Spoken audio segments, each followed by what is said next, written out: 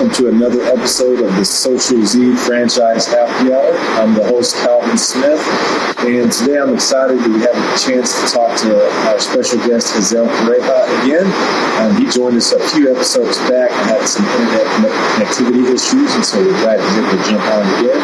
And today, because of Hazael's story and background and kind of path to becoming a franchisee, we're going to do a kind of a one-on-one story and let him tell his path to how he got to where he is, and hopefully you guys get some inspiration out of it and learn something from Hazael. So, Hazael, welcome. Glad you could join us here. I guess you could say that I have quite the story so far, right? I'm just 24 years old, but yeah, I mean, I guess if we go back to the beginning, back when I was 16, I was actually when I was a junior in high school. Junior in high school. Ever since I was a kid, I would just always be working. I mean, I was born and raised in Peru. My father is actually an entrepreneur. He kind of cultivates vegetables all the way from like potatoes to corn and all of the above, right? So I've always been and seen how he works and the struggles and everything, and just been working ever since I was a kid, right? Helping out with my father. Of course, not getting paid, but helping out. So I've always kind of had that mentality of entrepreneurship. I remember the first job I ever had was when I was about, I believe, 10, 11 years old. It was in a state in Peru where my dad was working at the moment, and he was renting a room at a house, and there was a family, right, renting also a room in that house, and I became friends with the kid that lived there, right? He was just a few years younger than I was, so we're talking about I was 11, maybe he was 10, 9, and he was already working, right? Because his family could not, they didn't have much, right? A pretty humble family, and what he used to do was sell ice cream. He would go to a lady, and the lady would give him a cart with ice cream, and he would just pretty much like a bicycle, right? Just go around and around the city and just sell ice cream, right? He would make a couple back then. The currency in Peru is soles, so he would sell ice cream. And one day, I remember I used to play with him all the time, and I remember this day in particular that he had to go to work, and I was like, damn. He's gonna go to work, and what am I gonna do? And so I was like, I asked my father if I could go with him and work, and that was my first job. Just get a cart, and pretty much it's sort of like entrepreneurial type of work also, because you make pretty much the money you make is sort of commission. You sell the ice cream for a certain price. Then you go back to the lady hours after. You give her the whole money, and then you just get some, right? So yeah, I did that, and yeah. So I've always had that mentality, I guess, seeing my father and sort of experiencing myself in a way.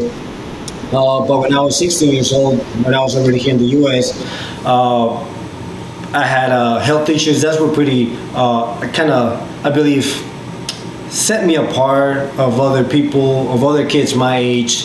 When I was 16 and when I was in high school here in the U.S., I was diagnosed with cancer. Testicular cancer, actually. We did not know the exact reason, how I got it. It could have been me just playing sports, because I used to play soccer. A bad head, a bad fall. We don't know, but I was diagnosed with that. I had to go through all the process of, surgery and then chemotherapy, and it was just really tough, right? I do not remember who said this, but someone told me that cancer is not what it does to the person who has it, but to the people around that person, right? And it's really true, Never in my mind I thought of what could have happened to me, not even once. What was tough, it was just seeing my mother cry, my sister, my family, just because, cancer has taken lives, and it's a disease, and it's something to really be serious about. and that was tough, right? And then of course the process of just having chemotherapy. I remember back then I was scared of needles, right? And of course to have chemotherapy you have to have the IV and such. And I remember I had 3 cycles of chemotherapy. A cycle consisted of the first week it was go to the hospital every single day from like 6 a.m. in the morning to like 5 p.m. just get chemotherapy the whole day, and of course get the IV, right?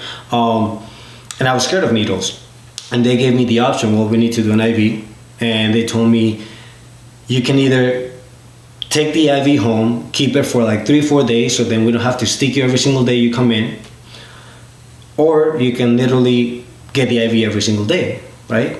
We can stick you every day. And of course, me in my mind, I'm like, how am I gonna take an IV with me? How am I gonna sleep? How am I gonna shower? Like there's something in me. So it felt weird. So I was like, well, I'm just gonna get the IV every single day, and it was just every single day.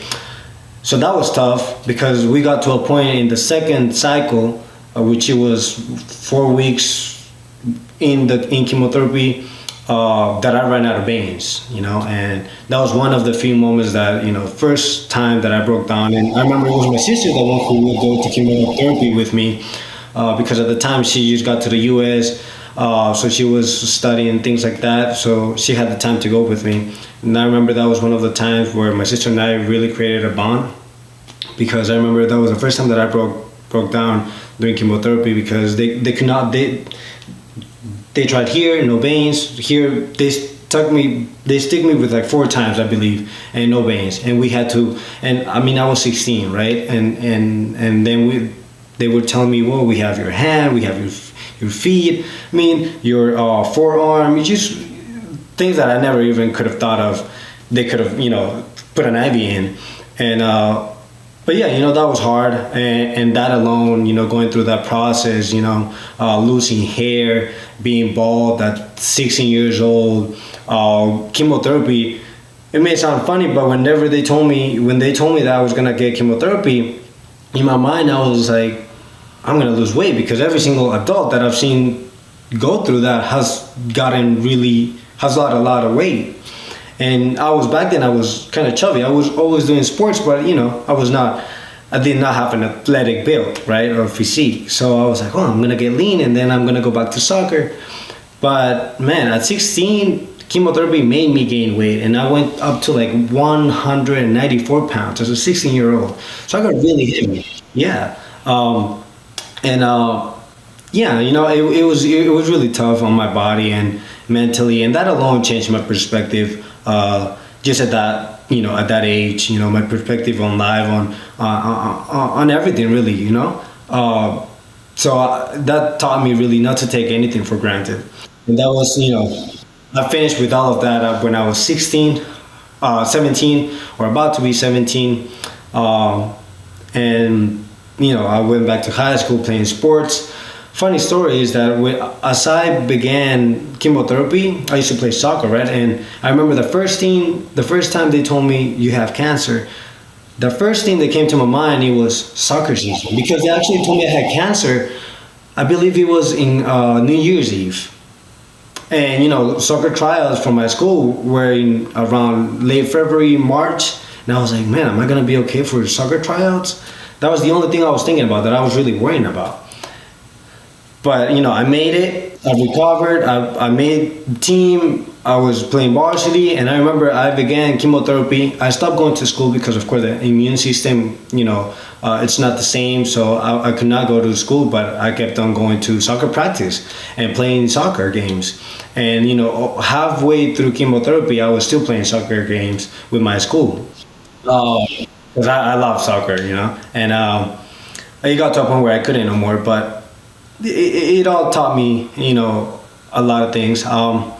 And so that was the first health issue that I guess I had when I was a kid. And then 2 years after, right, everything was fine.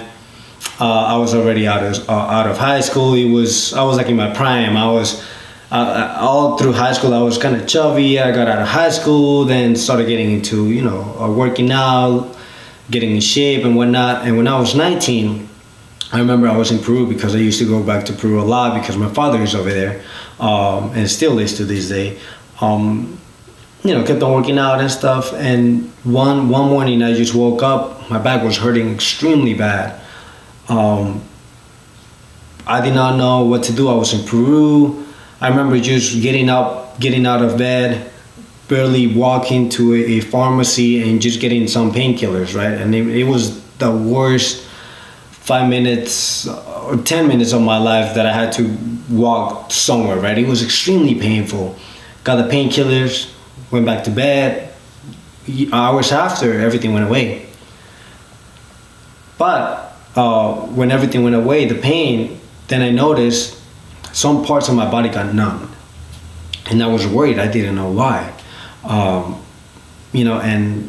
it got serious, right? I lost movement of my groin area. I did not have any sensation. I could not move my toes from my left foot. It was pretty bad. And of course I didn't know what to do. I didn't know what it was. Then the day after I went to the doctor. We did some exams. And it so happens that I had a herniated disc. Now with this, the disc is pretty much leaking, and the gel of the disc was compressing my nerves. So that was causing the numbness in my body, right? Because of course we have the nerves that go through down our legs and arms and everything. That's what really help us, sense or feel and whatnot, right?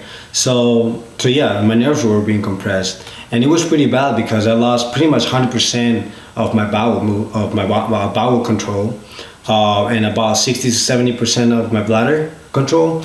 So, I did not have a bowel movement for like 2 weeks, right? Whenever I had to, go use the restroom to pee or whatever, I could control it. But, as a man, I don't know if there's too much information, but, someone can sort of, feel, right? I could not do that. I could just control whether to let it out or not. And that's as far as I would get. I could not move at all my toes from my left foot. On my left inner thigh, I did not have any sensation. I could pinch myself and not feel it at all. Like I said, I had testicular cancer before, and this time all my groin area got numb. I could not feel or anything. So as a young man, it was pretty hard, pretty tough on me mentally. So I remember, I was in Peru for a week and a half or 2 weeks after that. Everything started, just doing exams and stuff. And then I got in contact with my doctors here in the US. And, I had to rush, get back here to the US as soon as possible to see my doctors. And I remember I brought with me all the exams that I did in Peru. And I got here to the US on a Monday. I believe it was June or July 11th. That was a Monday. The 12th, the Tuesday, I went to see a doctor. And Thursday that week, I was getting surgery already. It was a microdiscectomy. And it was the first time that I was really ever scared for myself, right? The first time I had, cancer and I was going to go through my first surgery, the doctor was pretty nice about it. He was telling me, no, this is a common surgery. You're going to be okay. Tell your mom, because my mother was the one who went with me to the appointment when they told me I had cancer. And the doctor was, you're going to be okay. This is a pretty common surgery. Tell your mom you're going to be okay. No problem. So I felt that I was in good hands. Now with the second time that I had, this other health issue with my back, the doctor told me that he was pretty blunt, as he should be, right? There's always a risk with every surgery. And he was telling me that, there's a chance that you may not make it. There's a very high chance that, given the fact that we're going into your back, there's a chance that you may, wake up, be alive, but maybe you'll have to be in a wheelchair for the rest of your life. And that was really hard, right? As a 19-year-old, I have not done a lot of things that I wish I could have by this time, right?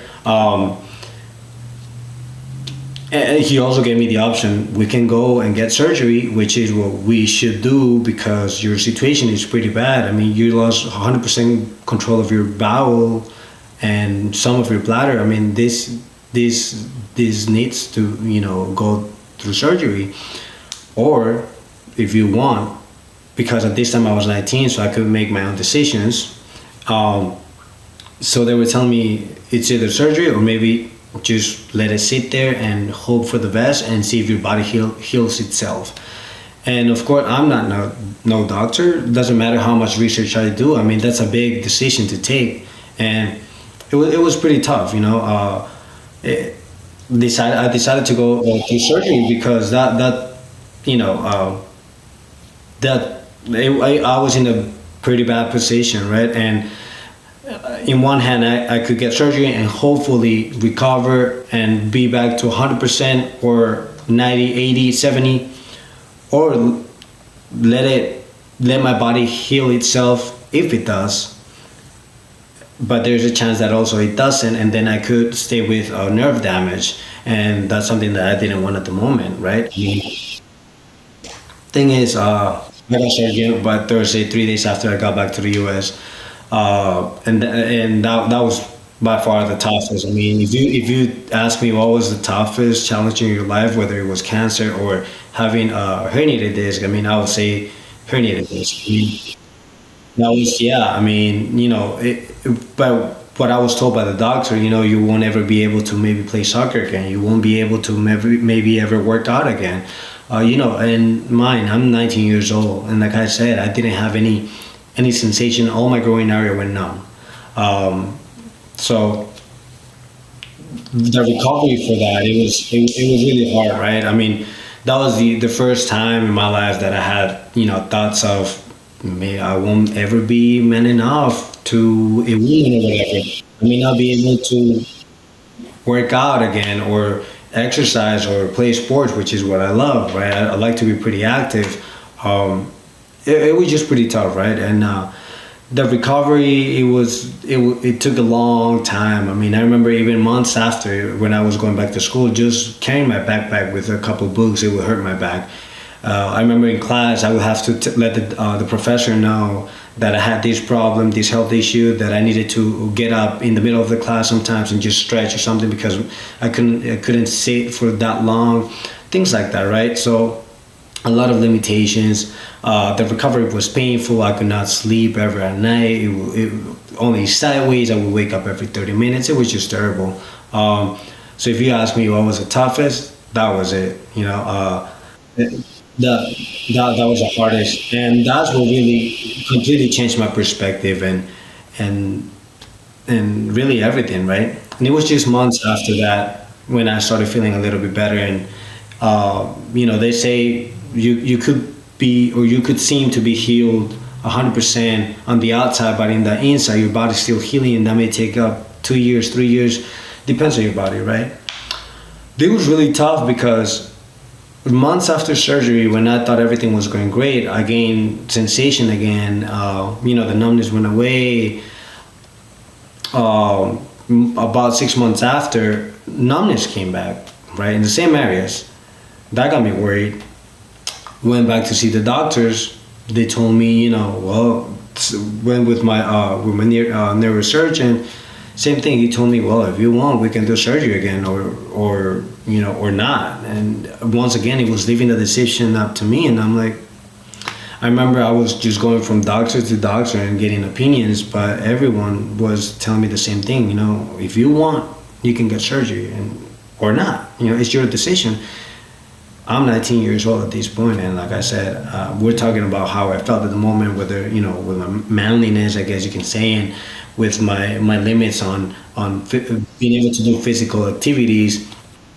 It was pretty frustrating, right? I remember that was the first time that I was doing terrible in school because of all these emotions that I was dealing with while having numbness, and so thankfully everything went away after a few weeks.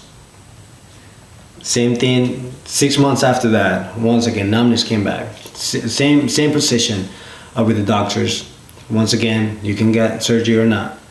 So that was a period of, I guess, like a year and a half or so, where I was just going through battles every single day of dealing with this problem, right? Not knowing if it would come back or not. And to this day, I have some nerve damage, and thankfully, it's not as bad as I ever thought it could be. But I have some nerve damage that I can live with, and I can do my life with no problem. I mean, right now I'm working out and doing exercising and doing everything. So, but yeah, that's really what I would say shaped me as a man and as of who I am, right? And not giving up and just kind of pushing through, right? Of what life was throwing at me at the moment.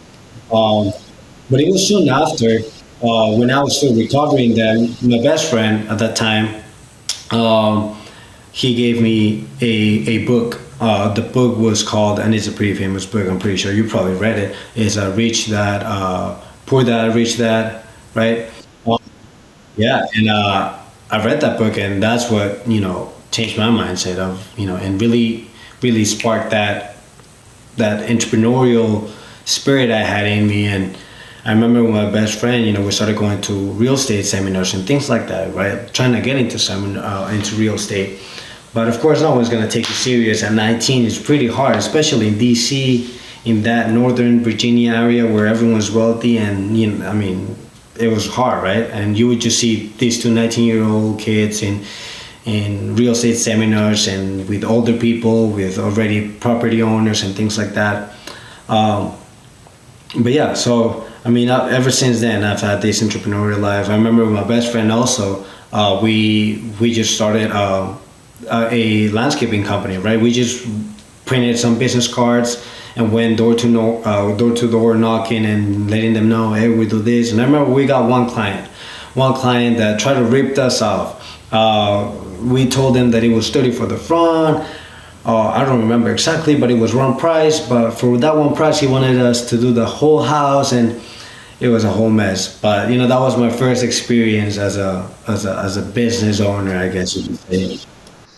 Hazael, I want to take some time and dive into some of the things you've talked about, and thanks for sharing everything so far. It definitely seems like the challenges and things that you faced early on. I mean, it's pretty much a kid, right? That most adults don't face throughout their entire lifetime. You kind of had them all in succession there, and I'm sure it's defined who you are, but also probably influenced a lot of the success that you've had.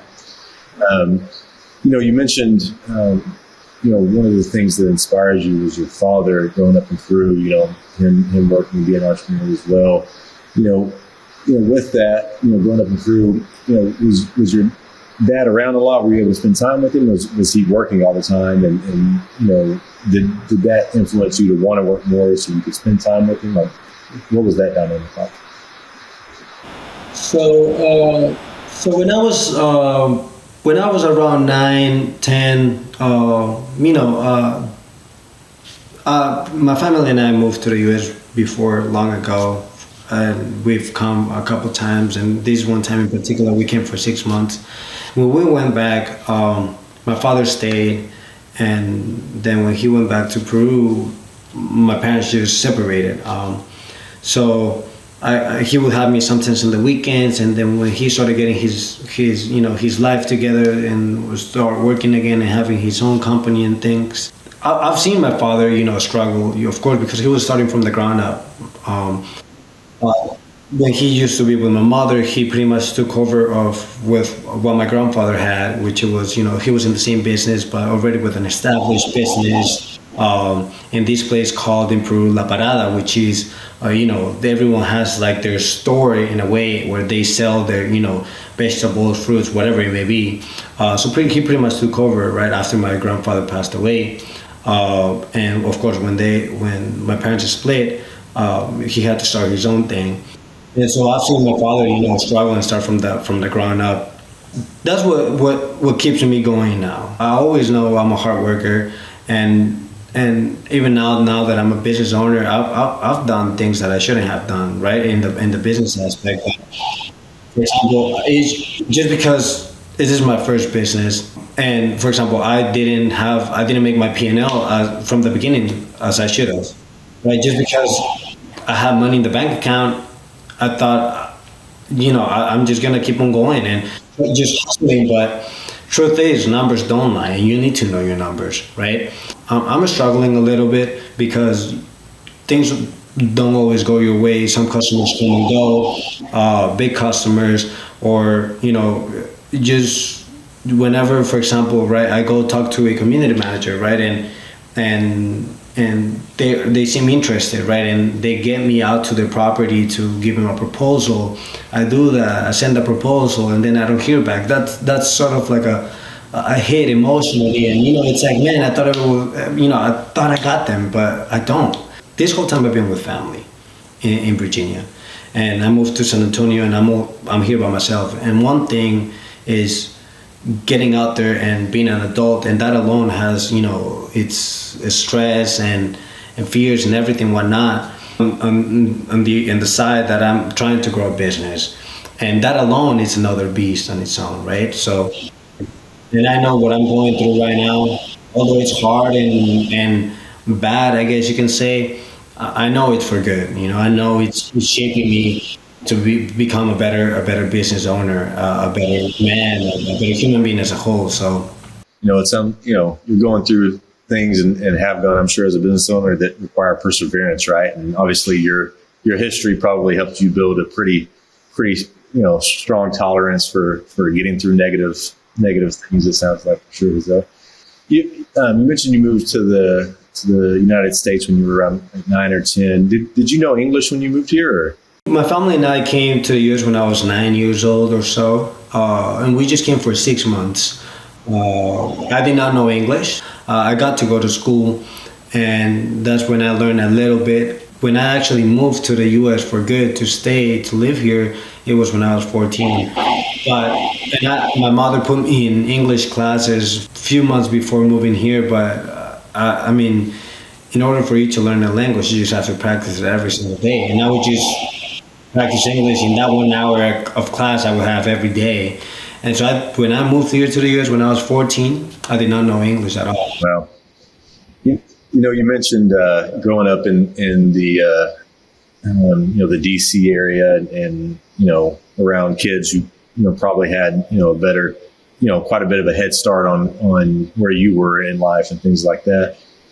So do you think that maybe created some motivation, or maybe had you have a little bit of chip on your shoulder to say, hey, I want to get out there and hustle and work hard and prove myself? And does that kind of motivate you a little bit now, you think? I think I've always had a chip on my shoulder because I'm an immigrant, because nothing has been given to me. I've had to earn everything, and although I've had people help me to get where I am at the moment, I still had to earn their respect and have them see my my potential, right, just by working hard and everything. I mean, and you hear these people say, or some people say, daddy's money, whatever. I did not have that, Now I don't want to say also that I come from a family that doesn't have anything, not at all.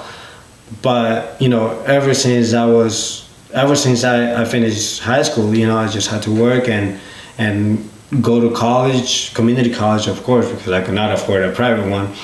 But buy and all the books for myself, and I hold myself to extremely high standards because I compare myself to the future Hazael, right? To the Hazael in 30 years, and although I'm not there yet, but I still hold myself to those standards. So so you kind of shared your journey there. So you grew up in Peru with your father working and maybe struggling as a business owner. You came to the States, didn't know English as an immigrant, and we were 14, and then almost immediately you hit another roadblock where you get cancer.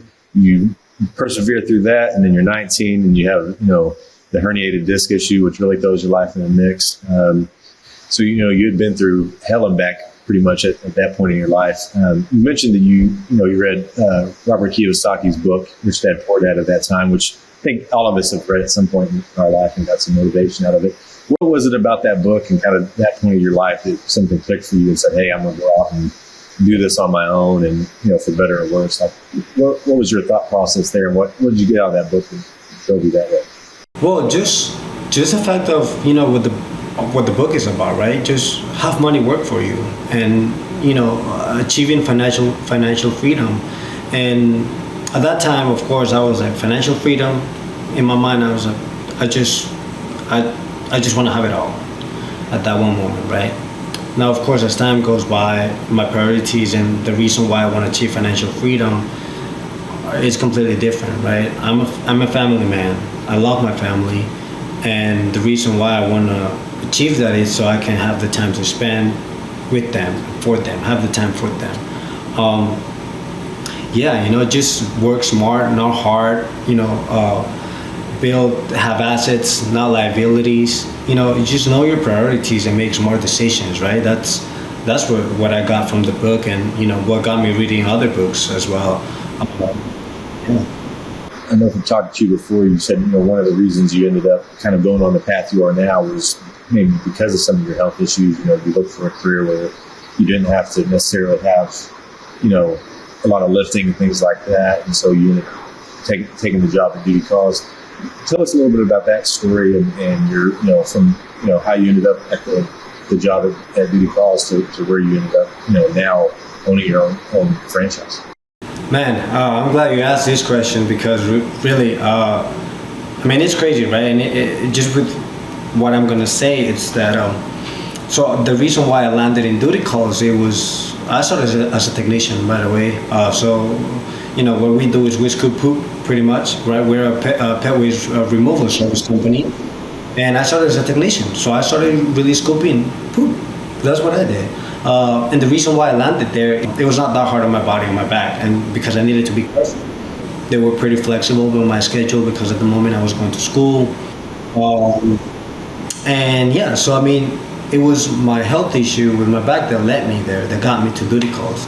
And who would have thought, 3 years after, I am now a franchise owner, and I'm the first employee to become a franchise owner. And it's crazy how life works, because you could really say that the lowest point of my life got me somehow, some way to the highest of my life. And although I am struggling and I'm, trying to figure myself out in business and how to be a business and how to have a balance and everything, I'm still the highest point in my life because I've achieved one of my lifetime goals, which is be a business owner. Whether I'm not making a whole ton of money from my business just yet. I've been in business for 7 months, but I've achieved my goal. Whether you like it or not, I'm a business owner. Whenever I signed that contract with Duty Calls, that was the happiest day of my life. I will not change what I've gone through. I remember one of my cousins who was a doctor told me that because I'm young and I was going through it, that yes, it sucks, but it's really good that you're going through it now because you can recover and you're gonna learn a lot of things from it. And she was right. And it's just funny and crazy how life works. Yeah, absolutely. So talk a little bit more about that. So you start off as a service tech, scooping poop, as you said, and what happened over those next couple of years where you went from doing that to now owning your own business? Did someone reach out to you? Did you have a mentor, or did you just say, "Hey, I'm gonna put my head down and hustle, and this is where I'm gonna be"? Yeah. I'm a competitive person. I'm extremely competitive. It doesn't matter whether it's in sports, whether it's at work, scooping or whatever. I just wanted to be the number one at anything it is that I do. And so that's just what led me to, be one of the top performance scoopers, I guess, right? I would just take a lot of stops, right? As I started healing and feeling better, I was just, asking for more job. There has never been a moment in my life that when I was at Duty Calls that I approached the manager. His name was Khaled. I've never approached him asking for more money. I've always approached him asking for more job, for more work, right? Because I wanted more money. I'm never gonna go out for more money. I'm just gonna ask for more work because that's how I'm gonna make more money. There was a manager his name was Khaled, and then there was, at the moment, I don't know exactly what the name of his position was, but he was the right hand of the owner, right? We became pretty good friends. He's a really good people's person. He knows how to talk to people, and we just started talking. And I remember sometimes after work, I would just go to his office and we would talk about work and then about life, and that's just how we started building a relationship, right? And And that's how, when I was, I believe, 20 years old, in 2018 or so, I was 20, 21, he told me that Duty Calls was a franchise. And I didn't know this. And I was like, oh, it's a franchise. And he told me, yeah, it is. And I was like, just playing around. I told him, I'm really interested in buying one if there's a way, if there's a possibility. He was like, okay, and let me get in contact with the owner and see what he says. And, you know, by this point, they knew I was a hard worker. You know, they knew my work ethic and my values as a young man. And that's how he was able to get me a meeting with the owner. And he was my mentor, really. You know, he was with these talks that we would have for like a couple hours sometimes after work, just about life. You know, he really, and to this day, he's my mentor, and he's a really good friend of mine. So you had some mentors, but you know, obviously they saw something in you because of your mentality, and as you said, you went to them and said, hey, how can I work more? How can I achieve this? Not what can you give me, right? And, you know, having that mentality probably got them a lot more excited to invest in you and to spend time with you versus someone who was coming, you know, asking them for things, right? So that's awesome, Hazael. And so you got the opportunity to buy the franchise, and then how did you end up in San Antonio? Like, what was that? Just a location that they had said, hey, this could be a good opportunity for you, or you know, you mentioned you had always been with your family there in the DC, Virginia area, and now you kind of, you know, are quite a bit away on your own. So talk about that. The first area that we were targeting was Phoenix, Arizona. That was the first city that the owner mentioned, and I was okay with it. Really. You know, there are some people that tells you that they're hungry for success. I'm not hungry. And this is what I tell everyone when they ask me. I tell them, I'm not hungry for success. I'm starving for success. I'm starving.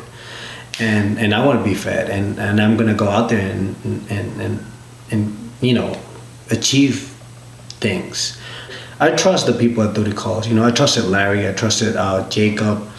And I knew they were both, especially Jacob, they were gonna do what's best for me, and they were gonna send me to wherever the best opportunity was going to be at.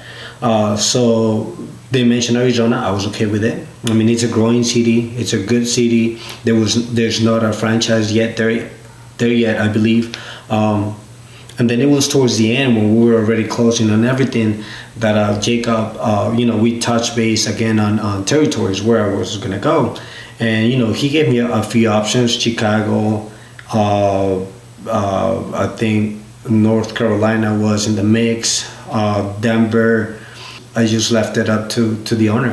I told him, you know, wherever you send me, I'm gonna go in and make it one of the biggest franchises that you guys own. Yeah. So, and you mentioned, you know, the other owners in the franchise. You know, one of the benefits of buying a franchise that I always tell people is not necessarily the brand or anything like that. It's the network of, you know, peers that you can call with, you know, issues or problems, or just, you know, just to vent a little bit, because, you know, there's, you know, a number of other people within the franchise system going through the same thing every day that you are, that your employees or your family, you know, they may not understand that, right? So it's good that you have that network. A couple other things to wrap up here, Hazael. So, you know, you mentioned being down there on your own, you know, having the support system, not necessarily having your family around. You know, you talked about your sister earlier. Like, you know, what's your family think about the journey you're on, and are they, you know, are they supportive? Do they think you're nuts? Like, what's their thoughts on it? So actually, you know, of course, as my family, my mother and my sister, who are here in the U.S., and I stopped going to school as a junior so I could save up in order to buy the franchise, and they thought I was nuts, right? I mean, of course, the traditional way is, well, you go to school, you get your job from 9 to 5, and you get a good job, you make a good living, and that's what you do for 40 years, and then retire, right? That's especially as an immigrant, right? Like an immigrant, you go to school and you get some security, and absolutely. And I've always bet on myself to this day, right? I'm betting on myself.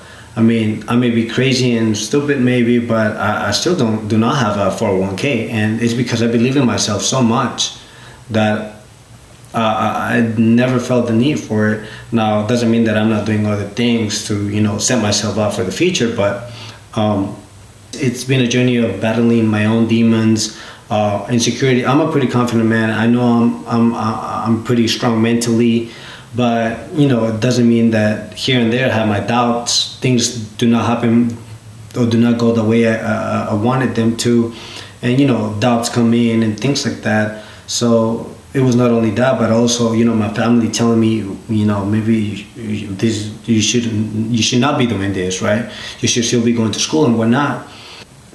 I knew they were telling me all of these things because of course their family, they want the best for me, and as I said, that's a traditional way to do it. But if people are going right, I'm gonna go left. So yeah, it was going in a way against that. It was a battle that on its own. But now that I'm here, they support me, and I told them that I was going to become a business owner. And the process took pretty long. It was 2 years in the works, and as I said, I had my doubts. I was 23, still not with a bachelor's, having faith in this, and now it happened. I'm a business owner, and I think I proved them wrong. I proved myself right. Well, you're still a young man, and again, just from your personal experiences, for sure, you probably are a lot wiser than a lot of your peers. But the education and the growing pains that you're going through now is going to put you light years ahead of your peers, in the future, compared to the people your age that are probably in school or things like that. Their experience and knowledge and stuff is not going to compare to what you're getting just being out there on your own and going through the hustle, for sure. So I think you should be proud of yourself, man, and congratulations on the path and the journey to get to where you are. A couple things to wrap up here. First thing is, you mentioned some of the struggles that you've gone through in the first 7 months in your business, and having been through that a number of times now. Two books you mentioned, Rich Dad Poor Dad, two books that I think would really be helpful to you if you haven't read them yet. One is Shoe Dog by Phil Knight, who's the founder of Nike. Early on, whenever I was struggling and still do, and kind of riding that roller coaster of being an entrepreneur, listening to that book over and over again has inspired me, because people don't realize that he started with almost nothing. He went broke a few times and almost went out of business plenty of times, and now he's built $1 billion plus business in Nike. So Shoe Dog by Phil Knight I'll listen to. And then another one that I think would be really cool for you is it's called Profit First. And it talks about, for us that aren't accountants, it really helps you understand as a business owner.